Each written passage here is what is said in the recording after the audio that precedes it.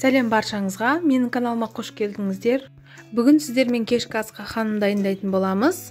Менімен бірге жасап көріңіздер, дәмді болады деген үміттемін. Ал ендеше бастаймыз. Таза ыдысымызға бір жұмыртқа және де бір стакан салқын су, жарты шай қасық тұз салып араластырамыз.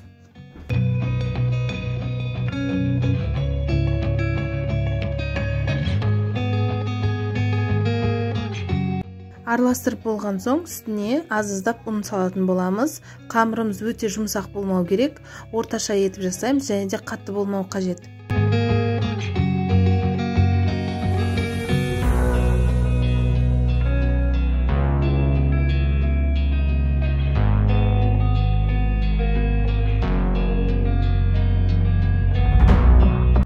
Қамырымызды 3-4 минут илеп, бетін жауып қоямыз.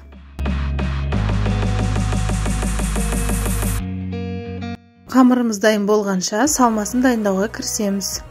Менде салмасына картоп, сәбіз, пияз және де тартылған ет салатын боламын. Картоп, сәбіз, пиязды видеода көрсетілгендей етіп, майдалап турайтын боламыз. Егерде ірі турайтын болсаңыз, қамырдың сыртына шығып кетеді.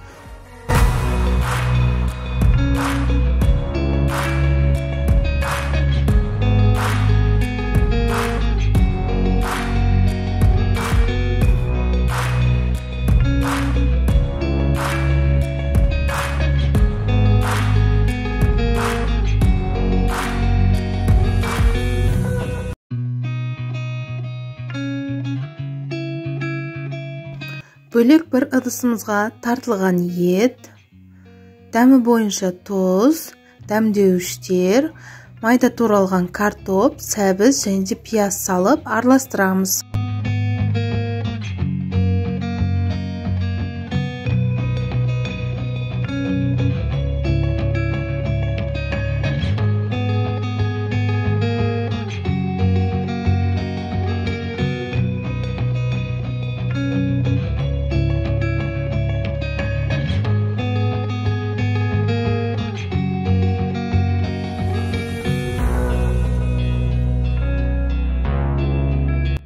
Мінекей қамырымыз дайын болды, жарты сағаттай тұрды. Сіздер алдын ала дайындасаңыздар болады қамырды. Неғұрлым көп тұрған сайын қамырымыз өте жұмсақ, әрі тез жайылатын болады. Сондықтан қамырды 1 сағат алдын илеп дайындап қойсаңыздар болады. Қамырымызды бірнеше бөлікке бөлеміз. Мен кішкентай етіп 4 бөлікке бөлдім. Сіздер 2 бөлікке немесе бөлмесеңіздер де болады. Ал енді қамырымызды жаямыз. 3 немесе 4 см қалыңдықта жаятын боламыз.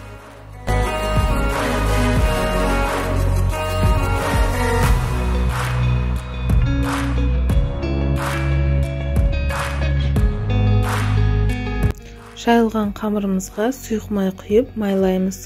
Оның үстіне салмасын салып ораймыз.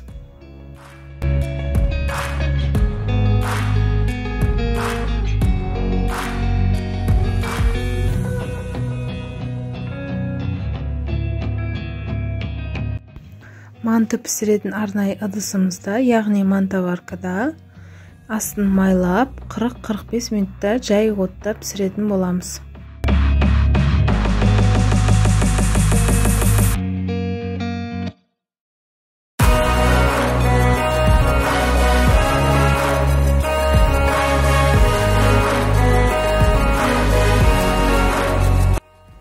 Қанымыз дайын болды. Астарыңыз дәмді болсын. Сіздерге ұнайды деген үміттемін. Мен каналыма тіркеліп, қоңырауша белгісін басып отырыңыздар. Әр апта сайын сіздермен жаңа рецептпен бөлісетін боламын. Астарыңыз дәмді болсын.